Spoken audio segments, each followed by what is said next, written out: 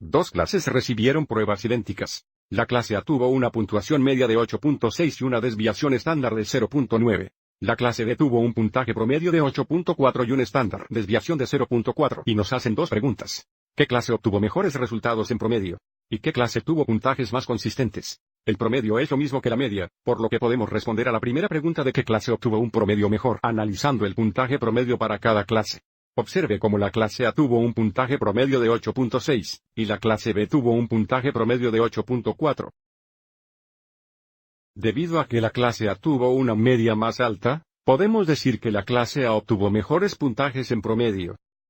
Sin embargo, debe tenerse en cuenta que la media se ve afectada por puntajes atípicos o puntajes extremadamente altos o extremadamente bajos.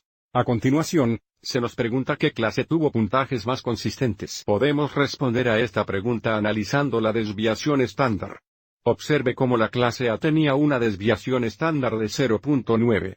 Y la clase B tuvo una desviación estándar de 0.4. Veamos nuestras notas a continuación sobre la desviación estándar.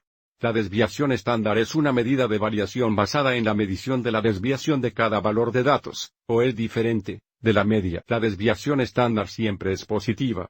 La desviación estándar será 0 si todos los valores de datos son iguales, y se agrandarán a medida que los datos se extiendan. Observe cómo, debido a que la clase A tiene una desviación estándar más grande, los datos están más separados de la media, y la clase B tiene la desviación estándar más pequeña, por lo que los puntajes están menos separados de la media. Entonces podemos decir que la clase B, debido a que la desviación estándar es menor que la clase A, tendría puntajes más consistentes. Entonces la clase B tuvo puntajes más consistentes.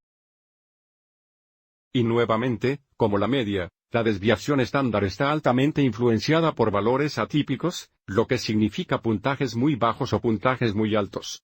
Espero que hayas encontrado esto útil.